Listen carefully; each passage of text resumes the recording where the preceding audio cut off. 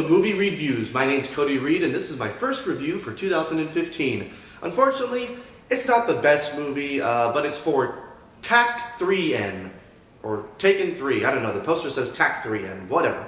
It's directed by Olivier Megaten. I don't really know him, but he directed Taken 2, and that'll come up later in the review. But it also stars Liam Neeson, Whitaker, and Maggie Grace, and it focuses on the story of Brian Mills again with his family, except this time, instead of one of them being taken like the last two movies, this time his wife's life gets taken. That's right.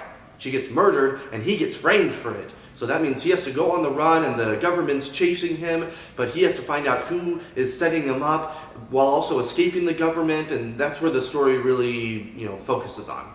Now, it was supposed to be like an action movie, I guess, like Taken, and kind of like Taken 2, but it ended up being like a crime thriller, like crime scene investigation, but also like a thriller with some drama. As far as acting, Liam was good as always. He has that tough guy voice. Whitaker was okay. His character plays a cop who's chasing Liam Neeson, except he has these weird tics, like he's messing with a rubber band and he has this chess piece, and they don't really talk about it. He just kind of does that while he's looking at the clues and trying to chase Liam.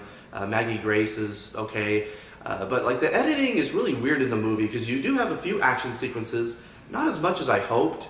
Like Taken 1, Taken 2 had some, so Taken 3 kind of follows that same format as Taken 2, where it has a few action sequences, but every time it does happen, there's a lot of editing, like it jumps from here, and I think it's to really hide Liam Neeson running, because he's like 60 years old, so when he's on the run, he's like running kind of like slowly, and so they have to like do these quick cuts so that it makes it look like he's running fast, but he really isn't.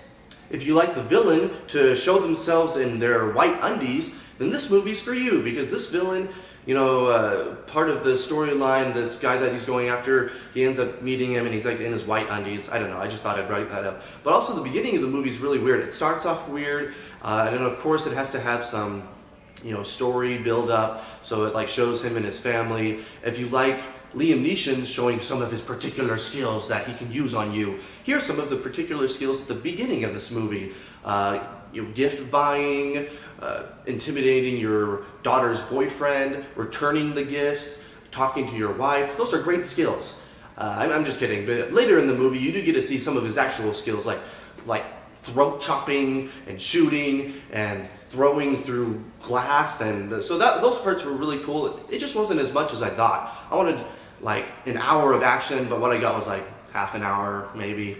But overall, I mean, the editing and the pacing really hurt. The pacing of the movie was just kind of here and there, and they wouldn't explain some different plot points, and so it wasn't as good as I thought. It was on my most anticipated for this year, but it dropped down a lot. So if you're on the fence, see this movie if you really liked Taken 2, but don't go see it if you really liked Taken 1. Or go see it if you liked The Fugitive, because it was more like The Fugitive with Harrison Ford, but don't go see it if you liked Taken. And then lastly, if you like crime dramas that also star Liam Neeson, if he's a favorite actor of yours, but if you like crime dramas, then this might be for you, but don't go see it if you were expecting a lot more action. Overall, I'm going to give it a 2 out of 5 stars. Some of the action was good, and so that brought it up, and Liam Neeson was good like always, but other than that, it didn't have a lot going for it in my opinion. I'd say just wait for it, or wait for DVD. But what were your thoughts? Have you seen it? Make sure to like this video and comment on it, but also make sure to subscribe, and then you could follow me at Facebook, Twitter, or send me some questions at Gmail, and we could keep in contact that way. Thanks so much for watching, and happy viewing.